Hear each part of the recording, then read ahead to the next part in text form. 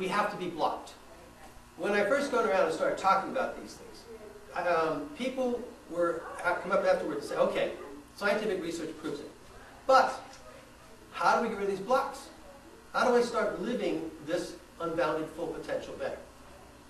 So that's the key. How do we get rid of these blocks?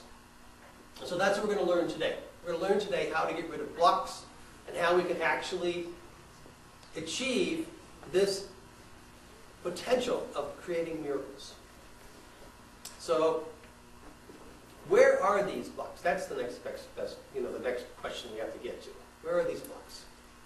Well, basically, the blocks come from early childhood experiences.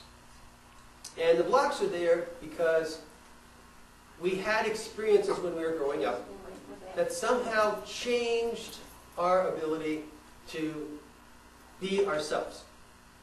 And let me give you some examples. The easiest way to do this is to give you some examples. Because the blocks are very important to understand. Because if we're going to learn to manifest the life of our dreams, we've got to learn to somehow get rid of these blocks so that our thoughts can create the miracles that we know they can do. Now, to be quite candid with you, most of our blocks happen because of our parent situation. When we grew up, most of us had parents that did the best they could. Most of us had parents that loved us but didn't know how to show it. A lot of them came from the generation right after the war and that depression. And they had to do with a lot of they grew up, they didn't have a lot of stuff. They didn't have, they didn't have shoes, they didn't have, they had hand-me-down clothes. So their idea of giving people love was to give people the things they never had materially. Now, they weren't given any instruction on how to be a good mom and dad. They weren't told that kids need hugs and kisses and all those kinds of stuff and need to be told they're loved. As a matter of fact, a lot of them thought the best thing they could do is to make their kids independent so they could be strong. Because life is tough. And that's what they did. That's how they showed their love. And what happens is when a little kid doesn't get the love he needs, perceives it, then he starts thinking there's something wrong with him. He starts internalizing it, right? That's how little kids are. And later on he looks for love in other places, and finally he grows up and he realizes his parents did indeed love him, they just didn't know how to show it. And they sacrificed a lot of stuff so that they could get to where they want to be. In other words, they sacrificed their time. They're working themselves to the bone so that they make sure they were taking care of materially. The parents wanted to give to the kids what they never had, materially. So, during this process, when a little kid starts growing up without enough love, and kids do need things like hugs and kisses. There's a kissing study. They did a kissing study on, and this kind of gives us an idea on the value of affection. They did a kissing study. What they did is they took couples who kissed each other, gave each other a little kiss in the morning, and couples who didn't give each other a little kiss in the morning. And they followed these couples for 10 years. And they did all kinds of measures. They tested them out physiologically, heart attacks, need for drugs, and all that kind of stuff. And they found that this little simple thing, giving a little kiss in the morning, was a great predictor of quality of life. If a husband and wife gave each other a little kiss in the morning, then what happened was they ended up far more happier, far less heart attacks, far less need for drugs for depression and things like that. At the same time, they had far less diseases, far less deaths, compared to the couples that didn't give each other a little kiss in the morning. So we do need these little things of affection. And when a kid doesn't get affection, the dad doesn't come to the games because he's too busy making money to make sure the kids have what he never had, then what happens is kids internalize it. They start thinking there's something wrong with them. Okay? First thing it does, he thinks there's something wrong with them. Now, when the kid starts, the next situation, of course, is when he grows up.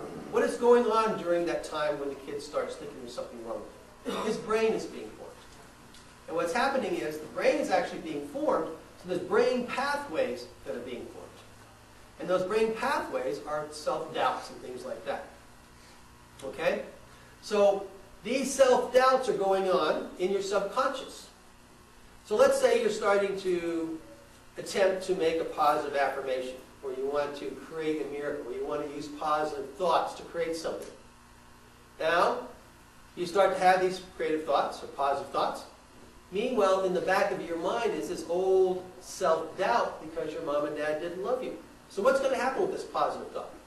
It's going to fall flat on its face because of the old self-doubts that were there, wired into your brain because of your childhood. Does that make sense? Okay? So that's how this whole thing, I went into details like that because a lot of what goes on inside ourselves is subconscious. There's defense mechanisms in our brain that protect us from pain. But they do their job so well, they actually push down the pain so that you no longer remember it. They've done, how many people have known, couples that get together, they break up, and then 6 months later they're back together again, and in 6 months they break up again. That's because people forget all the bad things, remember all the good things. It's suppression mechanisms. It goes on all the time. There's cases where people have had sexual abuse when they were kids, and they no longer remember it because they've suppressed it. Later on, the memories start coming back. So these suppression mechanisms do a very, very good job of protecting us. But at the same time, they keep the old stuff, the old wounds from being healed. And when these old wounds are not healed, they sit there and they percolate. Now, these old wounds go on in something called the reptilian part of the brain. And the reptilian part of the brain is the part of the brain that protects us. It's called the fight, flight, and freezing response. Now, we've all heard of the fight and flight, but what is the freezing response? Anybody know what the freezing response is? Can't make a decision. Good, that's good. That's a good response. It's when you can't talk. Let me give you an example of the freezing response. Let's say you're in a relationship, and you get in a knockout, drag-out fight, and you come down for breakfast, and you're sitting across from the breakfast table, and you wish you were 1,000 miles away. And you know you need to talk things out, but you can't make yourself talk things out because for some reason you can't talk. You know you need to talk to get back to that flow, but you can't talk. And so that is the freezing response. Okay? Can't talk. The reason you can't talk is because talking means that you'll get close again and you'll be more vulnerable to being hurt. So you freeze up. It's a protection mechanism. It's a protection mechanism, okay? So these protection mechanisms actually keep this old stuff from being healed. But let me give you another example of the freezing response. Let's say you want to go to your boss and ask for a raise. And you're starting off, you have this intention to go to see the boss. You go to work and all of a sudden you say, I'm not in the right mood, I'll wait till tomorrow. Then you go in the next day and you go talk to the boss and he's, he seems like he's in a bad mood. Just, I'll talk to him tomorrow because I don't want to rock the boat. So you keep doing this. And what happens is, over time, you never ask the boss for a raise. Now, this is called procrastination. This is also the freezing response. Okay?